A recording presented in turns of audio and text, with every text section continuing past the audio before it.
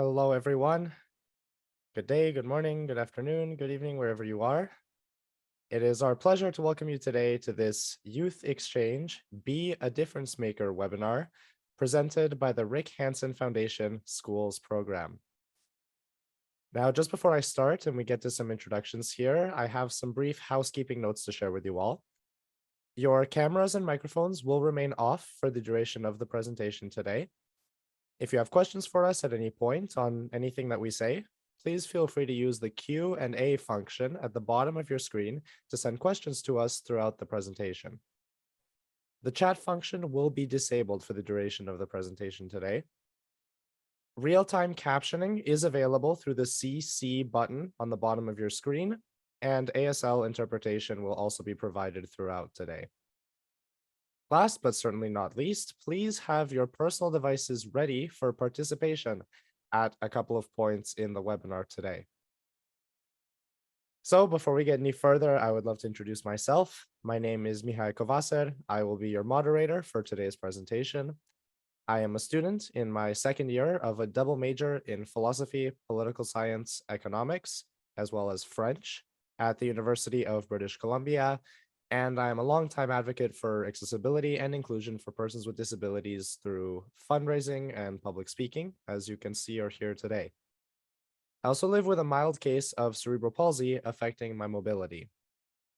In terms of a short visual description here, I am wearing a pink patterned shirt, and I have my headphones on, and I wear glasses. Just before I pass it off to my other panelists, I would also like to mention that I'm presenting to you today from the traditional, ancestral, and unceded territory of the Syilx people of the Okanagan Valley. The other speakers today are located on the traditional territories of the Musqueam, Squamish, and Tsleil-Waututh peoples, as well as the Coquitlam First Nation. I would also like to invite you all to reflect on the traditional caretakers of the lands on which you live as we work toward the reconciliation we so desperately need today.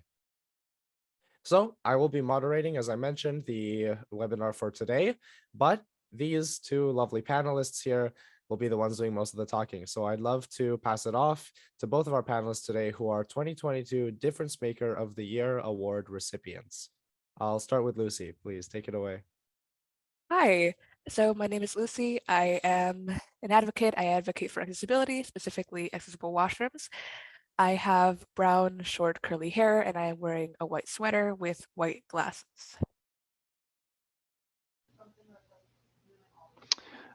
My name is Spencer.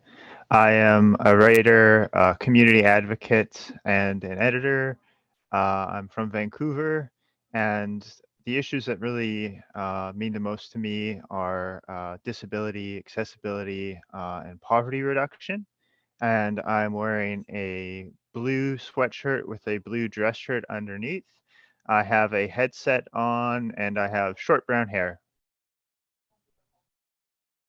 Thank you very much to both of you. So just before we begin on the first participation element of today, I would just like to make some introductory remarks on the topic today. As I mentioned, the title of this presentation is Youth Exchange, Be a Difference Maker. So obviously here we are, the youths exchanging, but what does it mean to be a difference maker and to make a positive impact in the lives of others? Well, we'll get into that throughout the course of today. But I would also like to mention that this presentation comes just on the heels of World Social Justice Day and Pink Shirt Day this week. And February as a whole is a month where we do a lot of reflection on the different identities that we share and the different ways that we can treat each other with respect and with dignity. So, as a first element for today, I would love to get into our thought exchange. So for those of you that haven't heard of this before, Thought Exchange is a platform where you can anonymously share your ideas in response to a question. So we're going to use this platform so that you can participate in the conversation because we want to hear from you. All of your thoughts will be added anonymously, like I said.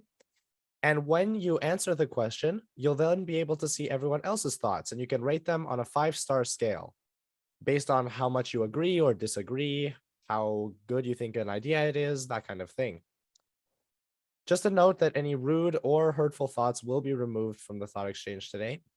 And we encourage everyone to participate by scanning the QR code that is just about to come on screen, or by opening the link sent in the chat. So you'll be given a few minutes to enter your answer and to rate as many thoughts as you can. And just as we get into this and everyone is entering their thoughts, the question for today, the first question is, what does being a difference maker mean to you? So you can write a short explanation. You can maybe just type some qualities or characteristics that you think makes someone a difference maker, whatever comes to mind when you think of making a difference. So I'll just give a couple of minutes here for people to enter their thoughts, and I can see them coming in live. So as soon as I get a couple of participants, I'll start reading out some thoughts.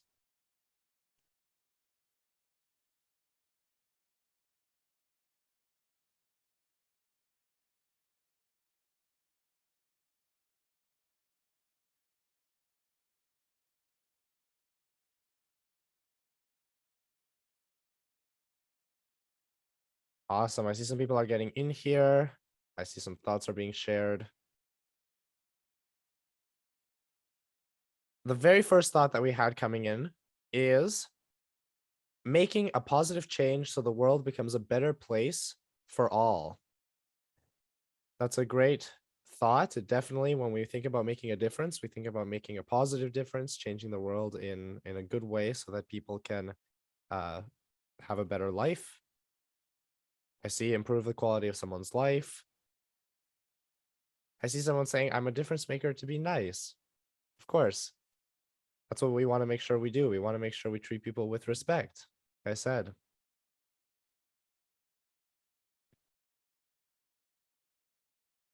I see another thought here. It means stopping bad things like bullying in their tracks and standing up for people who can't, because we all need to stand together. We're all in this together. Wow, these are some lovely thoughts that I hear coming in from our participants. And these are all thoughts that we're going to touch on over the course of the presentation. I'll just give a couple more minutes here for people to leave their thoughts. In terms of some key words here, I see a lot of people talking about improving the world, about expectations. That's going to be a really good one for our panelists today. I see about judging people or including them. I see quality. These are all some great thoughts. I see another person saying that they want to be an ally, standing up for friends who have a disability, even if they don't. That's fantastic. I think that'll really come through in our presentation today with our panelists. Another person says, where leadership and advocacy take equal share with your actions and passions. Positive and inclusive change to all in the world, because I think it is a human choice and duty as an active member of society. Fantastic.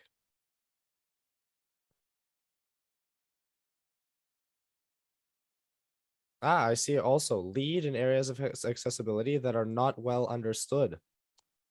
That's going to be really important today. We'll talk about a few different issues that face people with disabilities, of course, but also mostly how you can better understand the issues that face people and then make a difference yourself.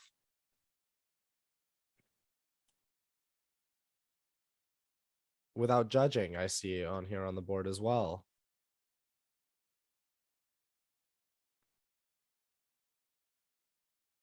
All right. I'm really glad that everyone is getting the chance to participate, and there are some lovely thoughts in here that we'll touch on over the course of today. So with that, I'd like to move on to the first question for our panelists, and hopefully this will help to work on some of those thoughts, to help explain them, and to answer any questions that you might have. So the first question that I have for the panelists today is that since the audience has given us such great responses about what it means to be a difference maker, I'm wondering if, Spencer, you could start by telling us a little bit more about what it does mean to be a difference maker for people with disabilities to you and to us at RHF. Yeah, thanks, Mihai. So for me, a difference maker is someone who takes action, however big or small that may be, and makes a positive impact in people's lives. And, we may think of someone as being a difference maker for people with disabilities or a difference maker for the environment or for this specific group or cause. But when you make a difference, you're going beyond that. For example, if you help make a workplace more accessible for people who have disabilities or who face barriers to employment, you're also enriching the experiences of colleagues without disabilities who may have never been able to connect with their colleagues who have a disability. You're also promoting a wider culture of inclusion. You're encouraging new perspectives on the work you do. And indeed, research shows that workplaces as a whole benefit from the inclusion of people with disabilities.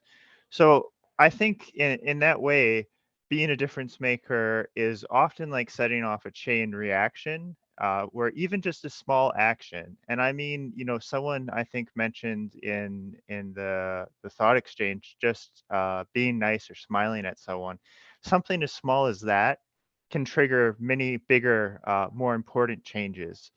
And I really want to stress that everyone can be a difference maker. It doesn't matter if you've been a good student or if you've gotten good grades or bad grades. It doesn't matter how popular you are, where you're from, or how you get around.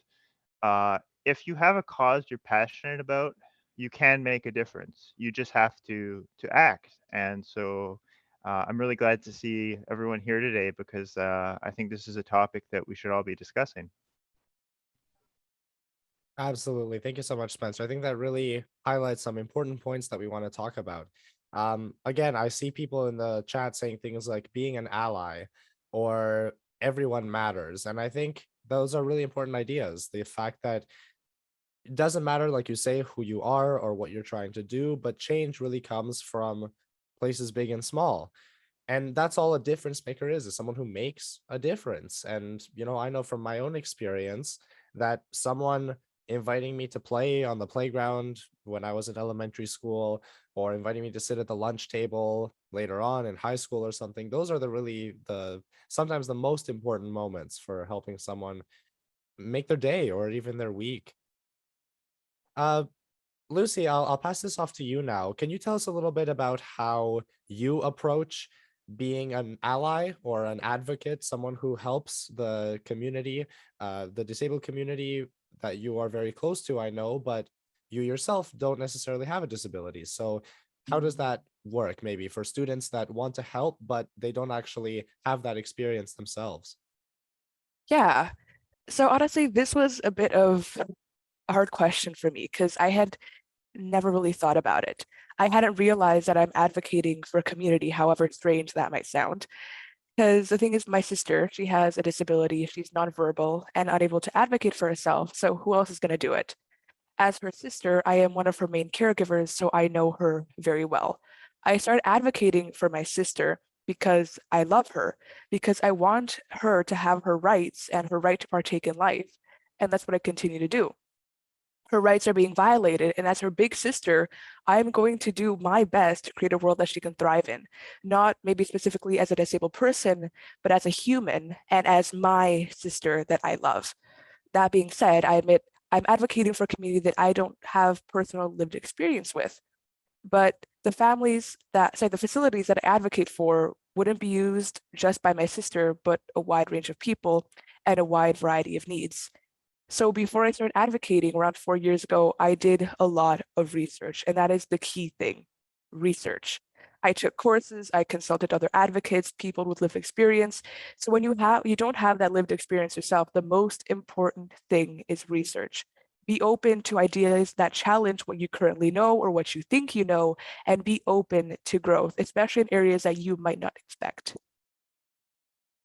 Absolutely. And when we say research, people like Lucy, they go out and do a lot of research, extensive research. They talk to lots of people to really make sure that the change that they're making is going to be impactful. But for young people, people that maybe don't know how to do research yet, or that's too much to take on, even just something like talking to the people around you so that you learn directly from them what they need, what they're facing, that can really be a super important experience to have. because research is not just about, cracking open a book to read about it. In fact, it's even more impactful sometimes to just talk to the people around you, ask them how they're doing, how they face different obstacles, and then it gives you a really good idea of how you can help out. So, absolutely, those are some great thoughts on that. So, similarly, you, Spencer, are in a similar boat to Lucy. So, I was hoping maybe that you could tell us a little bit about how you advocate for people with disabilities. Again, not necessarily being part of that community. Yeah. Well, like Lucy, I don't have a disability myself, but I do have a family member with a disability. So my cousin has cerebral palsy, which significantly impacts his mobility and communication. And growing up, I saw the barriers he faced and the frustration it caused him. But I also saw how, with the right support and with the determination he had, he was able to achieve many of his goals. So it really drove home the importance of allyship, of not necessarily acting for people with disabilities, but in working together to create opportunities for each other to be leaders in change. And that really motivated me. Those early sort of experiences with my cousin motivated me to become more involved in advocacy. So over the years, I began working with disability organizations on programs for youth. And in doing so, I saw that the more we work together, the more successful we are. It doesn't matter if we have a disability, we don't have a disability, we're male or female. The more we come together, the stronger we are. And with reference to accessibility in particular, when society becomes more accessible and more inclusive, we all benefit. So if you advocate for people with disabilities, you're really advocating for everyone. And I think regardless what your cause is, maybe for you, you're focused on the environment or animal welfare. Uh, I think regardless of what your cause is, you're really going beyond yourself and making a wider difference. And as mentioned earlier, it does not have to be a huge gesture or a huge campaign. Even something like just starting a conversation at your school can eventually lead to big change. Absolutely. Just like if you're working on any kind of project, you give the jobs to people that are best suited for those jobs. Like, I'm not an artist, I'm going to get an artist on my team to help me out, and they're going to do their best work. In this field, I'm a speaker. That's what I do. I do presentations like these. I help to moderate, but I'm not a great social media guy, for example. So I'm going to get people that know that to put the word out on other platforms. And like you say, Spencer, really tying each other together and working together on things is a fantastic way to get more change altogether.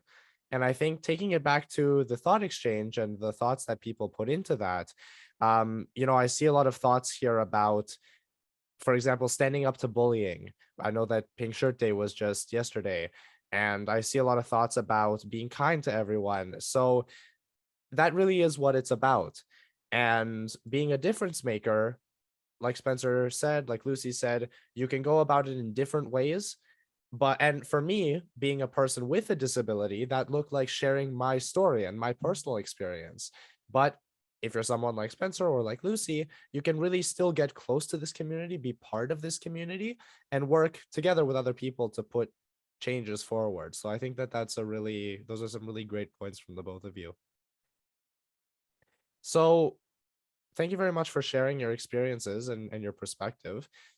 With that, I want to move into another kind of question here, because the Rick Hansen Foundation has an award called the Difference Maker of the Year Award. And I know that both of you have received that, Lucy and Spencer. And you in the audience can also be someone who applies for this award and receives this award if you are the kind of person who wants to make a change. So if you have ideas and you have a way to improve the situation for people with disabilities, or you want to make a difference in your school or your class, there really is an opportunity for you here. So Lucy, I think I'll turn that to you. Can you tell us a little bit more about the Difference Maker of the Year award? Yeah, so this year, the Rick Hansen Foundation School Program is giving out 3 awards to youth who do something to improve accessibility and inclusion in their own school or community.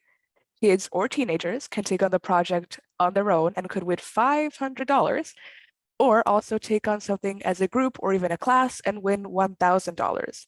We've put a link in the chat for any classes here today who want more information. And I definitely encourage everyone here to take action. Even if it's something really simple, you can make a difference. And regardless whether you win an award, it feels really good to know that you're making a positive impact in someone's life. Absolutely. So just to repeat, I'm sure that's a pretty enticing numbers there, but $500 for individuals and $1,000 if you work as a class. So if you have a class idea, if you want to make your classroom more accessible, totally an option for you. So as I mentioned, Lucy and Spencer, you were both among the recipients of the last year's Difference Maker Award. So I want to start with you, Spencer. Why don't you give us some ideas in case someone in the audience is thinking about this? What did you do to become a Difference Maker of the Year? Well, for me, it was about creating spaces for people with disabilities and people without disabilities to come together to raise their voices and lead the way in advocating for change. So, for example, I work to connect the City of Vancouver with the Community Living BC Community Council. So that's an advocacy group of people with physical and intellectual disabilities.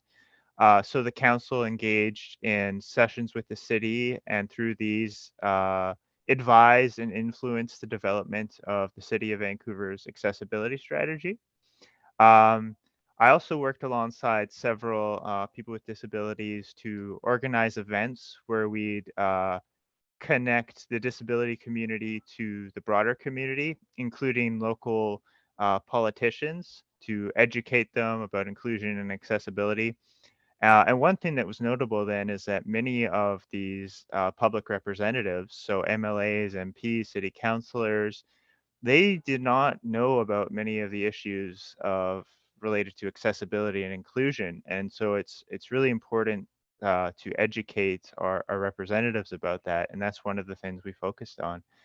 And throughout this time, I've also been running a website called bcdisability.com. It's an information and social hub where people with disabilities and their allies can come together and discuss different issues, find information, and just grow closer as a community. And throughout this time as well, I've been writing regularly about accessibility and inclusion for different publications because it's something that I'm really passionate about. And I think once you become involved in your community, whether it's through just volunteering with an organization, starting your own campaign, you see just you get so much out of it, and it becomes hard to stop when you realize the impact you can have. So yeah, that's a bit about what I did to become a difference maker. Absolutely. So for the audience here, just to summarize some of the key things that you heard there, Spencer's a writer.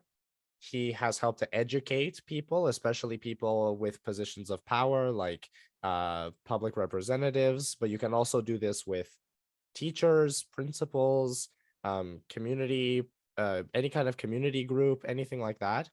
You heard that Spencer is a speaker as well at events like these. So all kinds of different ways that you can come together and do that. Um, and like you said, Spencer, you often notice that people maybe don't know about the issues that are being faced by people with disabilities. And if you can help to teach them, then you just create so many more people that are passionate about it and that can work together to make positive impact. So that's all really great. Also, his website, bcdisability.com, is also in the chat now for anyone who would like to check that out and see what he does.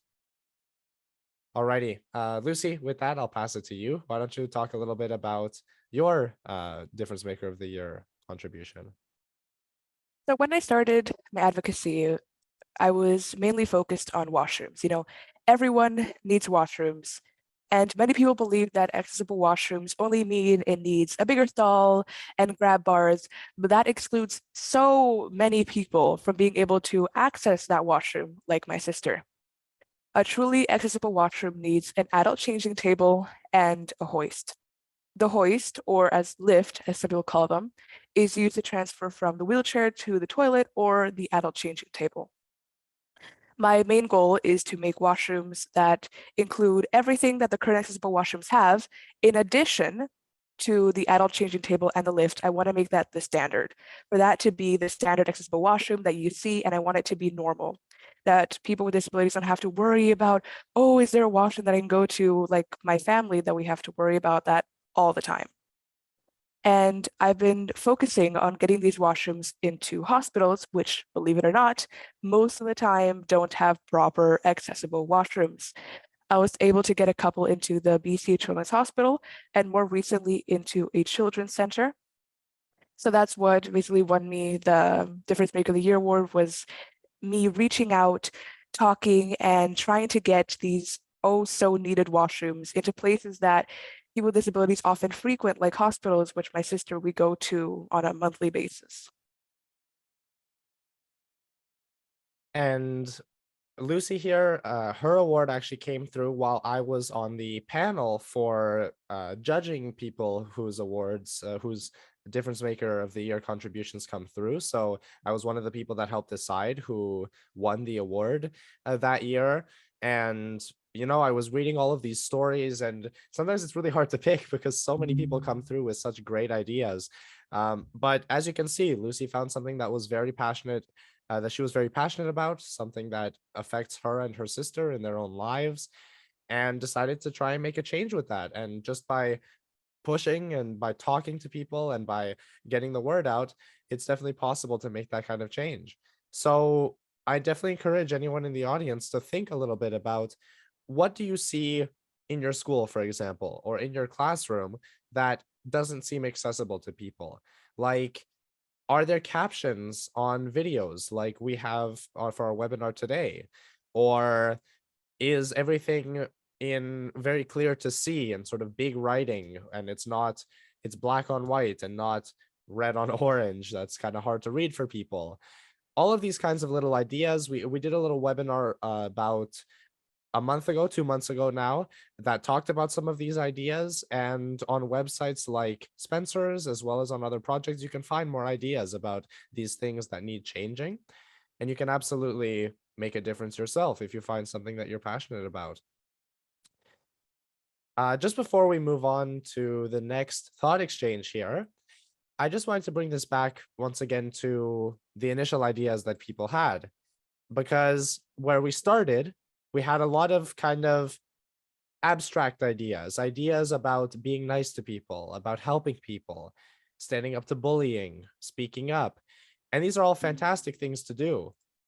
Now, though, as we move towards the second thought exchange, we're encouraging you to think about ways that you can be a difference maker in a very specific way, in a very concrete way. So people like Lucy, for people like Lucy, it might be washrooms. For people like Spencer, might have to do with getting public representatives to change city policy.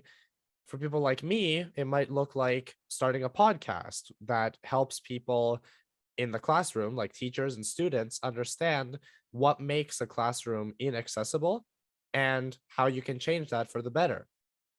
So now we'll put up the QR code for the second thought exchange, and the link is also in the chat for you. And the question that we have for you is, what is a way that you will be a difference maker to improve accessibility and inclusion for people with disabilities? So that's the question that we have. What will you do specifically to be a difference maker to improve accessibility and inclusion for people with disabilities? And don't worry, if you don't have an idea right away, maybe just share the favorite idea that you heard already from Lucy or Spencer or myself, anything that comes to mind. Just as people are getting their answers in, I'll turn to Spencer here. I'd love to know, so if you could let us know about what project ideas you might have for our audience, maybe sort of your top 3, what are ways that the audience can become difference makers? Mhm. Yeah, I mean, there's so many different ways. Some things that come to mind. You could start a club in your school where students with disabilities and allies exchange perspectives and work together to reduce any barriers there may be in your school. You could contact one of your local representatives to talk to them about accessibility. You could start volunteering with a nonprofit that works on a cause you're interested in. But more generally, make it part of your everyday life, of making a difference. When you see someone being treated unfairly, speak up. Be friendly and smile and say hello to someone who doesn't have many friends.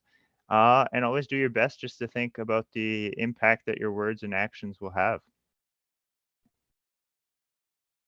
Absolutely. Thank you very much, Spencer. Those are all some great ideas. Lucy, how about you? Yeah. So first one I would say is, look around you. So put yourself in someone else's shoes and see, are there barriers around me that maybe I don't realize? And maybe that be a restaurant in your school, it could be a business, it could be anything. And once you see that, you can try and create that change. You can talk to them, let them know that this isn't accessible for this and this and this. And it might be intimidating the first time where you reach out, but you're going to make a huge change in so many people's lives. The people who were able to access that building are now going to be able to do that and have a way fuller life. And the second thing I would say is hold a fundraiser for an organization that has an accessibility need, like they need an elevator, need to renovate a ramp or things like that, or an organization that helps people with disabilities. And thirdly, I would say just talk about it. You don't have to send emails to people in power. You don't have just in your day-to-day lives, try to help other people think and challenge their thinking of what accessibility looks like. Challenge your own thinking in your day-to-day life. And like that, you'll be able to change your own life and the life of the people around you. Thank you so much, Lucy. Those are some great ideas. In the space here, I want to give a couple of minutes of quiet just to make sure that people, if you're talking in your class, for example, that you have a second to put in your thoughts as a class. But I do want to mention that over the course of today's webinar, we have over 1,600 students joining us from all over Canada to participate in today's event. So we're really proud, and we're really happy to see so many people coming out to share their ideas and to get new ideas, because it's all of you people together that are going to help make a big difference. So thank you so much for joining us. Now I'll just give a couple of minutes to make sure that people have some time to talk amongst themselves and to get some ideas in the thought exchange before I start sharing again.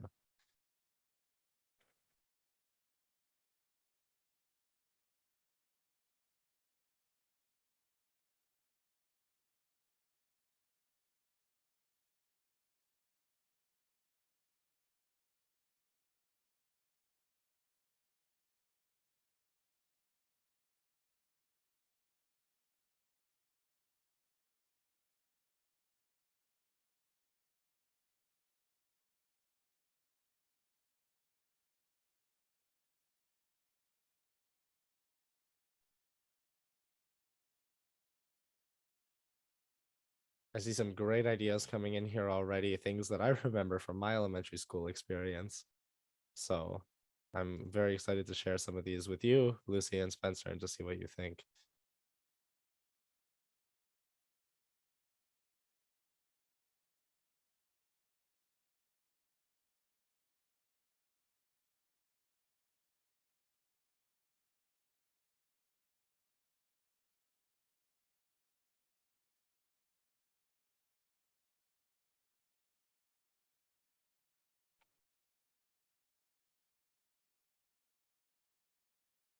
Alrighty, just as we approach the 2-minute mark here, I'm going to start reading some of these thoughts, and whatever you think, Spencer and Lucy, if you want to jump in on any of these ideas, please. So the very top thought I see in the list here that was ranked the best is ask my favorite restaurant to add a ramp at the entrance. I think that's a really great idea. Definitely, I know some restaurants in the community that are really good, but maybe not everyone can attend. So that's a really great idea. Spencer, Lucy, have you ever tried that to talk to a restaurant, or do you know any restaurants in your community that are maybe not super accessible?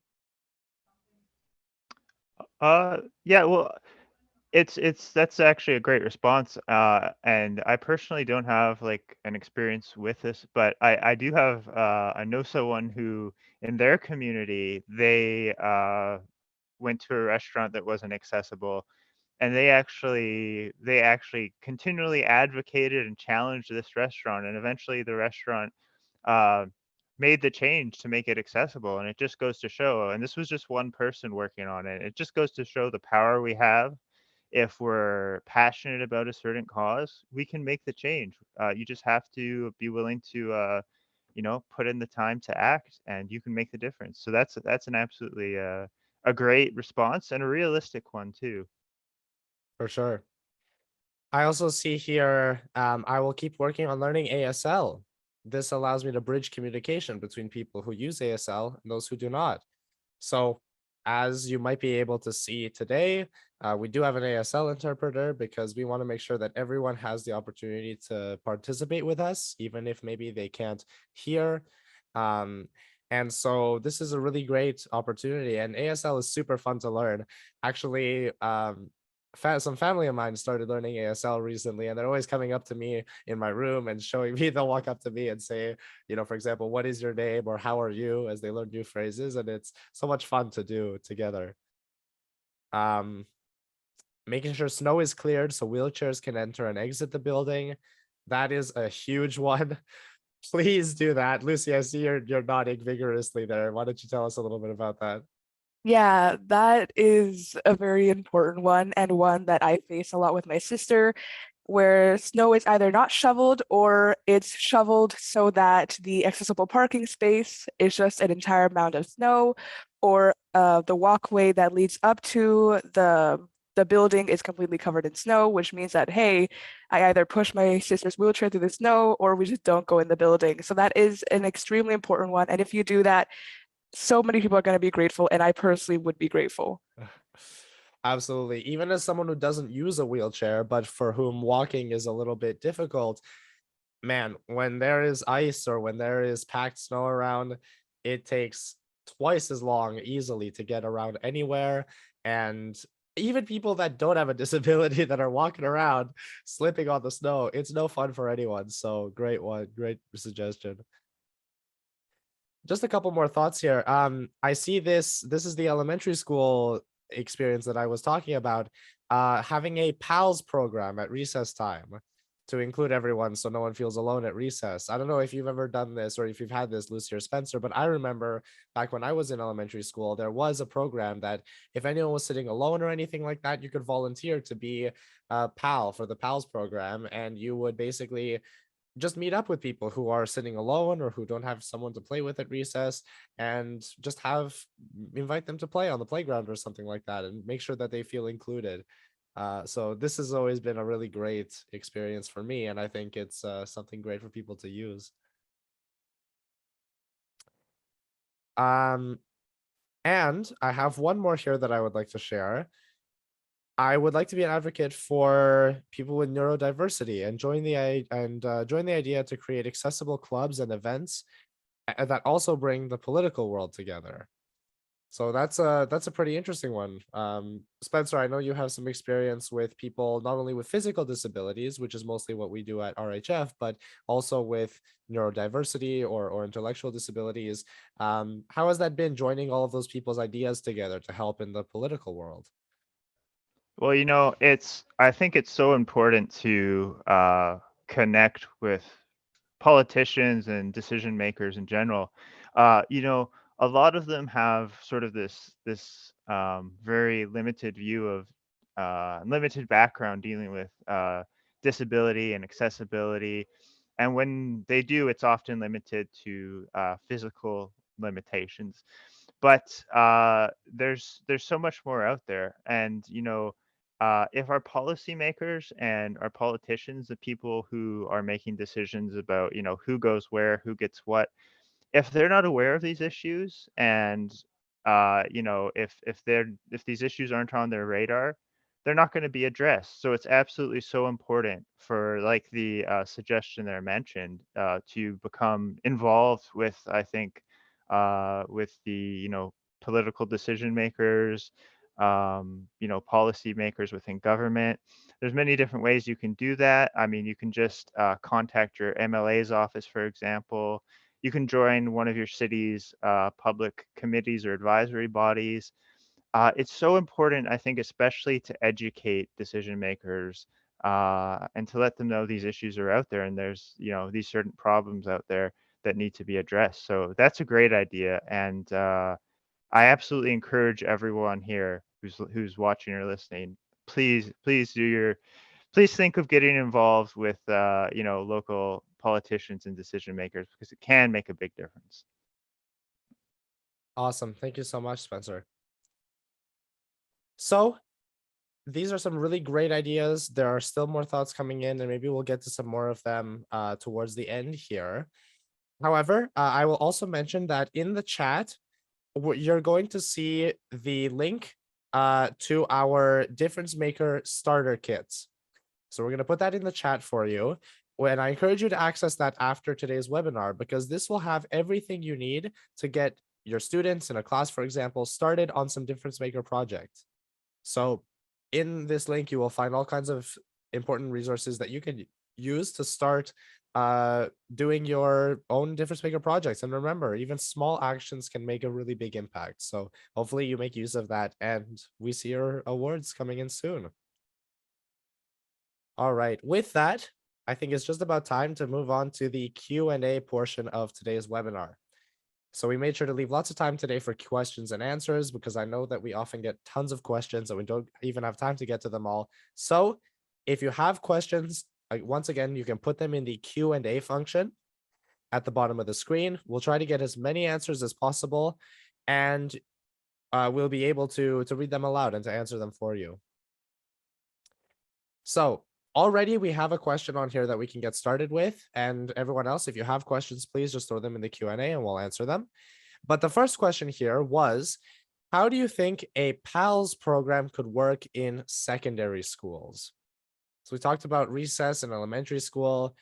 How could we do a similar kind of program to make sure that people feel included in secondary school, high school, sort of the upper years of schooling? Any ideas right away from Lucy or Spencer?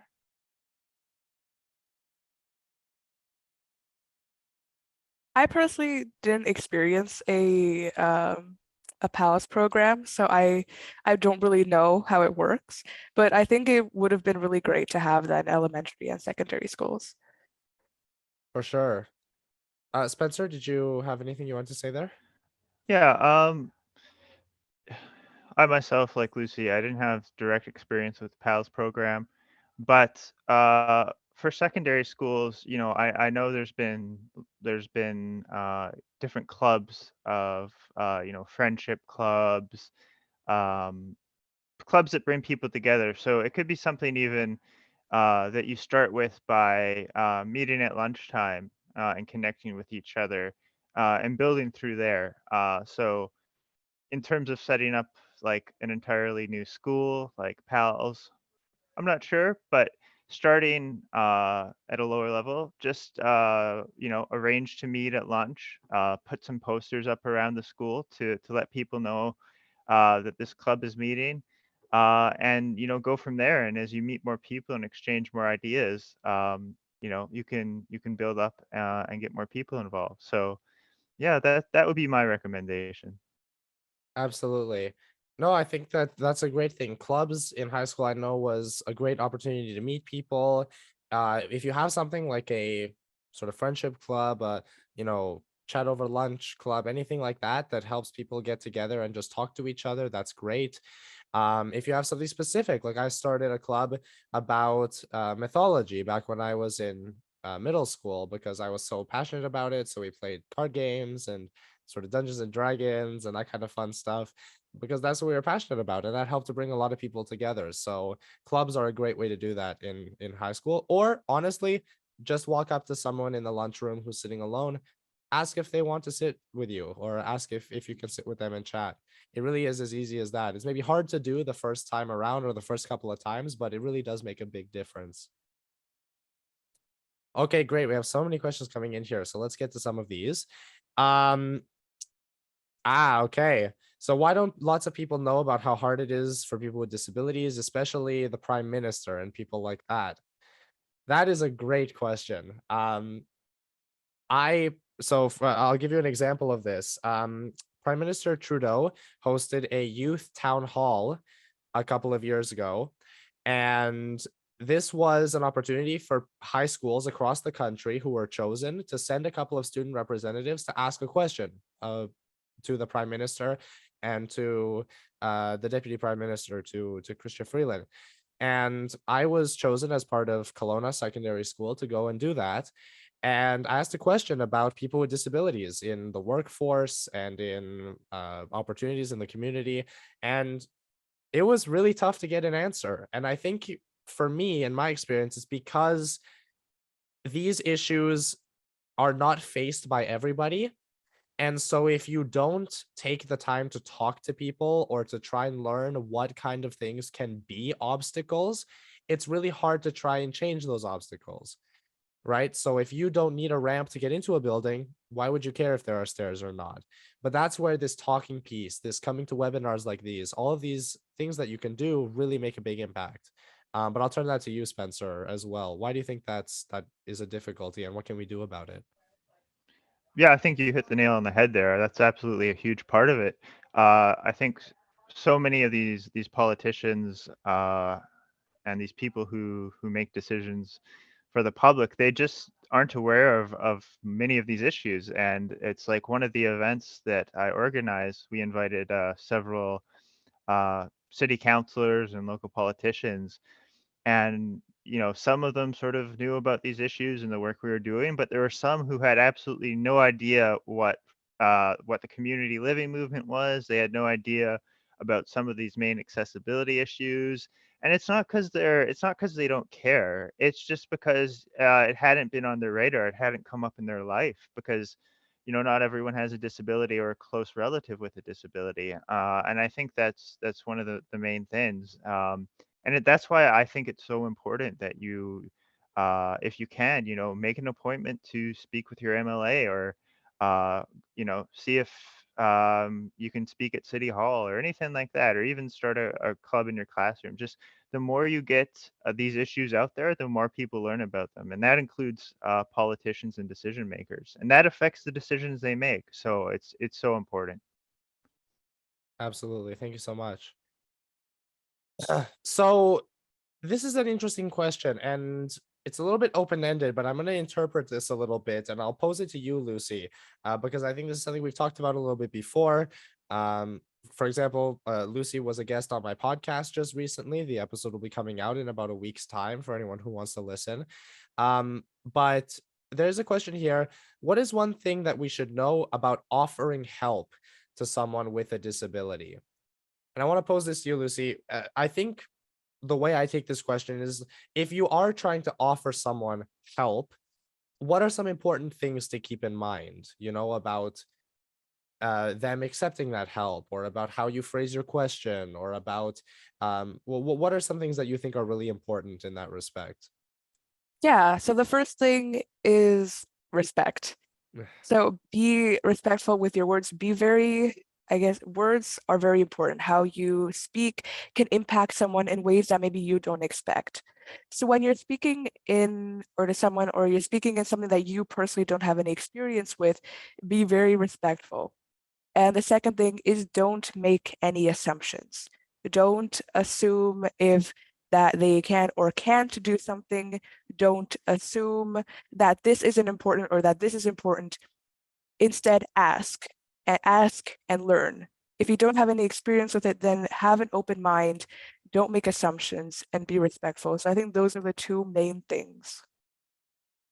Thanks so much, Lucy. I think that's really important. I'll turn that to you as well, Spencer, in just a moment. I wanted to share a story, though, that happened just recently. So I am a sit skier. So for those of you that don't know, if you've ever watched maybe the Winter Paralympics, you'll see people that are skiing on chairs, basically. So it's a chair on a ski, and it's a great sport. I've been doing it for a few years now. And what happened was, I was up with my friends just last weekend, and as we were getting ready to go down the hill, a young girl and her mom came up to me, and they sort of sat on the snow beside me, and the mom was encouraging the girl, like, "Hey, okay, now's the time to ask your question." So she asked me, first of all, how is it that I get on a ski lift? And how do I brake? Like, how do I slow down when I'm riding in one of those things? And it was just so sweet to have someone young like that come up to me, be curious about something that they've never seen before, and just ask a question. And it's not it's not scary. I don't bite, so I answered politely, about how I get on the ski lift, and that I ski just like them. You've got to do your turns, you've got to sort of adjust your ski to make sure that you slow down or speed up like you want. And it was such a lovely experience, and it really makes me feel good to know that people are curious and that they're asking questions and that they're learning. And she got her answer, and I think that was really special. So it's really nice to see that happen. Spencer, but I'll turn it to you now. Yeah, I think much of my response would be similar to Lucy's, in that you shouldn't make assumptions. And if you're confused about anything or unsure, be honest and ask. And always speak directly to the person. Don't think because they have a disability, you need to take on, a lighter, more childish tone, because that can often come across as, condescending. Just, just think of it. I think for the most part, like you're interacting with just with any other person, be respectful. Um, be be respectful of their of their comfort level with certain things, um, and don't assume, but ask if you have something you're not sure about. And I think if you're genuine and show that you really care or are interested, uh, you know, things will go well. Thank you so much. We have one more question here in the chat that I would like to answer, and it is, how could I learn more about the firsthand lived experience of people with disabilities so I can learn where to begin making a difference? So I know that we've talked about a couple of strategies you might be able to use, but let's say that you don't have a sibling or a close relative that has a disability.